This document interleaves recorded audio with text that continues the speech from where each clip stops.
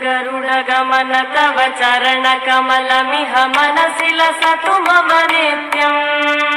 गरुडगमन तव चरणकमलमिह मनसि लसतु मम नित्यम् मनसि लसतु मम नित्यम्